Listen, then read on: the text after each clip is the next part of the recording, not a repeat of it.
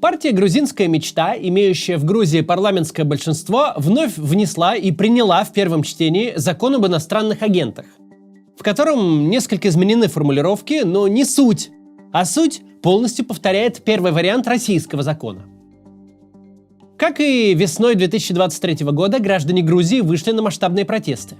Как это принято в устоявшихся автократиях, вроде белорусской и российской, в ответ «Грузинская мечта» собрала митинг в поддержку закона. Бюджетников на провластную акцию в Тбилиси свозили автобусами со всей страны. Происходящее важно не только потому, что Грузия стала одной из основных стран, где оказались бежавшие от войны и мобилизации россияне.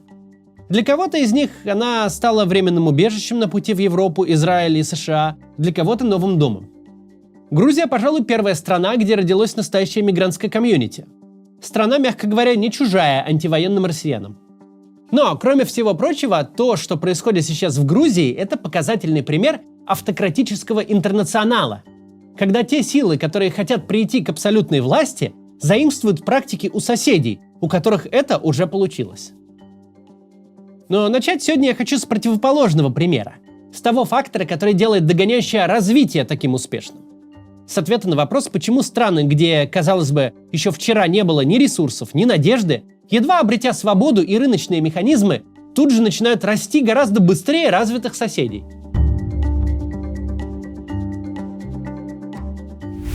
Ни для кого не новость, что финтех на территории бывшего Союза, особенно в России и Украине, если не лучший в мире, то точно один из самых продвинутых.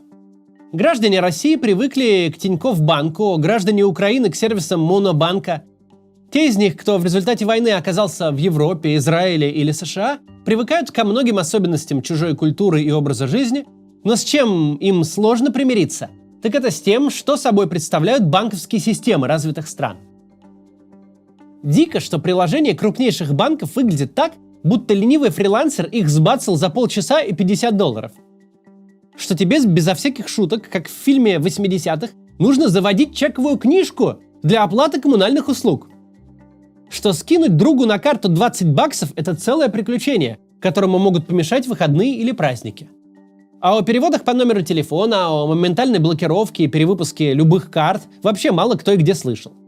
Как и о возможности снять в банкомате деньги с виртуальной карты, просто приложив телефон, выпустить к своему счету десяток карт всем своим друзьям и родственникам, сменить пин-код, заплатить по QR-коду. Так почему же у нас такой хороший банкинг, а в развитых странах какой-то нереальный банковский кошмар? Так проявляется эффект догоняющего развития. Когда в России зарождался современный финтех? Во второй половине или в конце нулевых.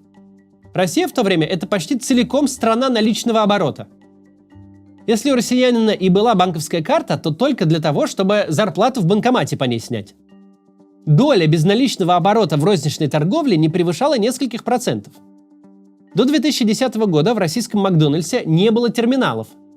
И вообще наличие такого терминала вплоть до конца нулевых было признаком, если не элитного заведения, то местечко с претензией. В магазинах типа «Продукты 24 часа» и шашлычных и столовках о таких чудесах не слышали.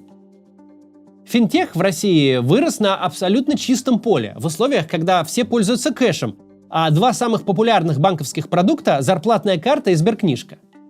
Российским банкам не нужно было думать, как сохранить обратную совместимость с базами данных, написанными в 70-е годы. Не нужно было согласовывать свои сервисы с чековым обращением.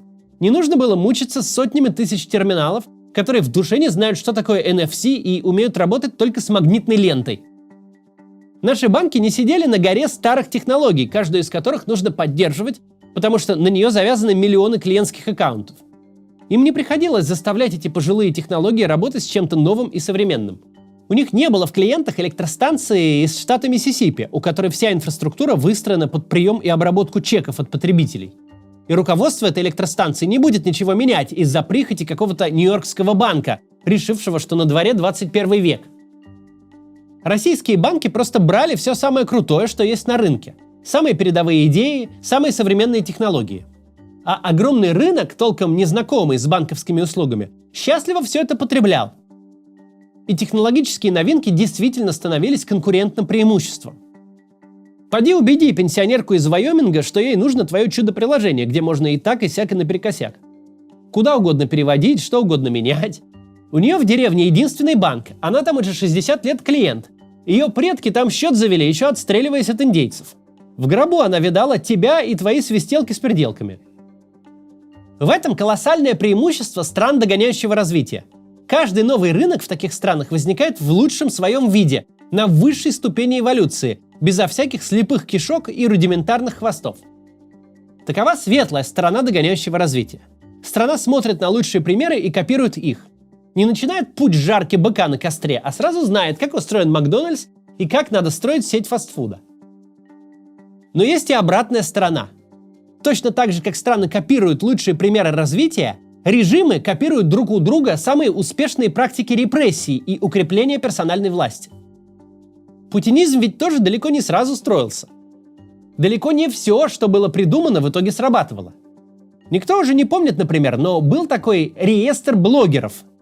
Каждый автор более чем с 3000 читателей должен был зарегистрироваться де-факто как СМИ, сам себя внести в реестр распространителей информации. Идея была многообещающей – переписать всех заметных спикеров и постепенно задушить их регулированием. Но не взлетело, не фартануло. Закон оказался мертворожденным и так никогда и не заработал.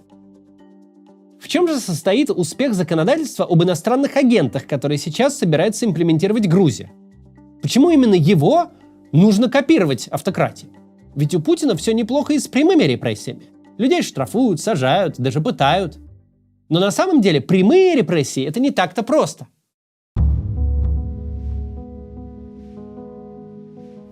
Мы видим, как устроены политические дела. Даже не самые громкие кейсы – это десятки томов уголовного дела и вовлечение кучи народу. Тут тебе и менты, и Следственный комитет, и ФСБ, и прокуратура. Это многомесячный судебный процесс с апелляциями и кассациями. Когда ловят какую-нибудь юную девушку и судят за одиночный пикет, замену ценников, за спектакль, комментарий или за ответ на уличный опрос, вокруг нее собирается больше людей в погонах, чем общее число ловивших Чикатило. И понятно почему. Нет ничего удобнее, чем собрать следственную группу на 20 человек и годами пополнять дело скриншотами из ВКонтакта.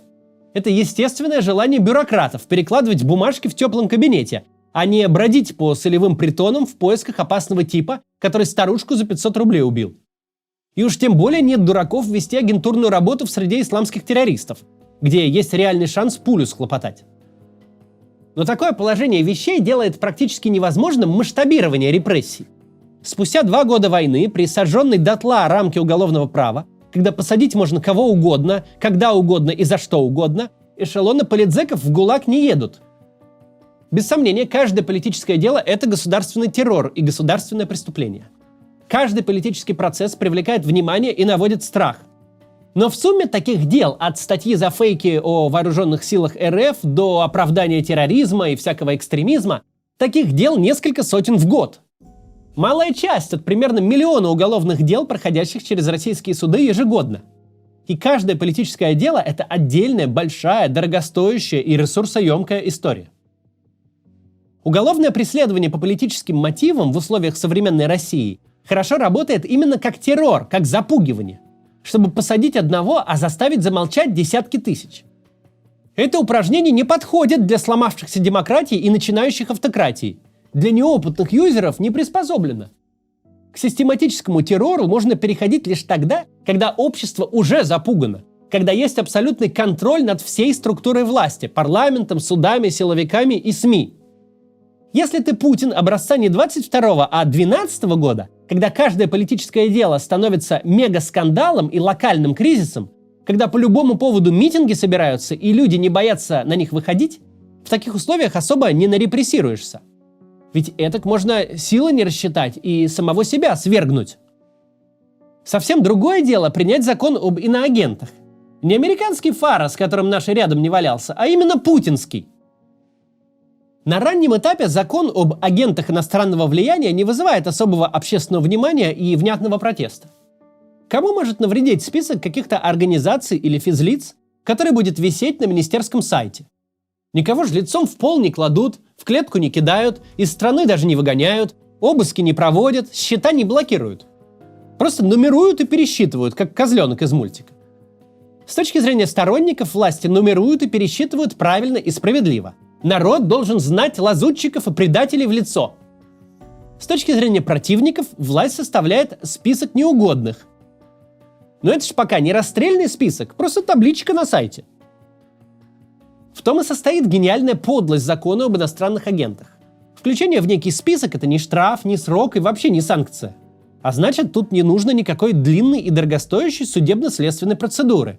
Кроме того, внесение в этот реестр новых и новых политических оппонентов и лидеров мнений не вызывает протестов. Ведь выглядит все как обычная бюрократическая возня. Сами себе список придумали, сами его пополняют. Но с течением времени обнаруживается ядовитое нутро внешне невинной процедуры. Через некоторое время выясняется, что в списке уже не 2-3 организации, вызывающие особую аллергию у режима, что в нем уже десятки, а вскоре и сотни людей. И теперь, в случае чего, когда нужно выборы выиграть или войну развязать, митинги запретить или университет закрыть, больше не нужно заводить кучу отдельных дел и персонально репрессировать людей с громкими именами. Теперь есть возможность портить людям жизнь не персонально, а категориально.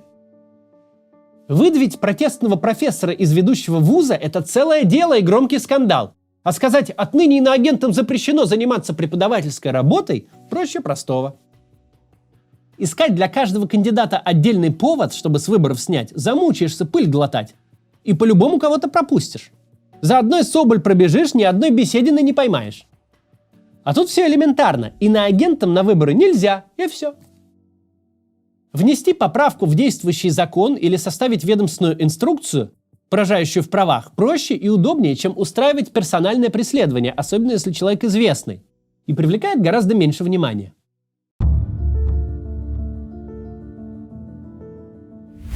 У этой технологии есть еще одно важное преимущество, которое делает ее очень привлекательной для копирования. Она подходит для начинающих. Да, твой режим пока еще не настолько окреп и офигел, чтобы прямо сразу снимать конкурентов с выборов, блокировать оппозиционные медиа, изымать книги из библиотек и заставлять оппонентов вешать на лоб и во все соцсети плашку «Враг народа». Но ты можешь принять закон об иноагентах и замариновать его на будущее. Когда придет время, не придется с нуля раскручивать колесо репрессий. Список-то у тебя уже есть. Достаточно минимальных правок законодательства, и у тебя в руках инструмент, позволяющий де-факто выдавливать своих противников из страны и лишать их возможности вести хоть какую-то осмысленную деятельность. Не просто так те, кто стремится построить автократию, копируют этот закон. Многое, что путинский режим пытался делать, начиная с 2012 года, было либо слишком сложно, либо слишком дорого, либо просто нереализуемо. Но вот закон об иноагентах удался. Он настолько же антиправовой, насколько эффективный. Ничего удивительного, что эту удачную практику копируют соседские автократы. Соседям не нужно путем проб и ошибок искать работающий метод. Они точно знают, что такой метод есть. В случае, когда мы говорили о банковском бизнесе и о феномене догоняющего развития, речь шла о копировании лучших практик. В случае с этим вот интернационалом автократии мы видим феномен прям противоположный – догоняющую деградацию.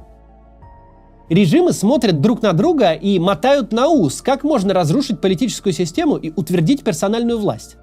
И, естественно, тут же принимают подобные меры у себя. Существенная для них проблема, на примере Грузии это особенно хорошо видно, заключается в том, что друг на друга смотрят не только режимы, но и общество. Ничего ты не скроешь и никакой болтовней не замаскируешь, когда люди уже видели, к чему такой закон приводит. В результате получается ровно такая ситуация, как сейчас в Грузии. Сила, желающая подобрать под себя всю власть и зачистить оппонентов, копирует лучшие практики тех, у кого получилось. А общество, которое тоже в курсе, что у кого-то получилось, изо всех сил старается не повторить негативный опыт граждан России и не профукать момент. От себя, не вмешиваясь во внутренние дела Грузии, можем сказать лишь одно. Любое законодательство, предметом которого является деление граждан на сорта и маркировка тех, кто сбивается со строевого шага, это дискриминационное и антиправовое законодательство, какому не место в правовой рамке нормальной страны. До завтра.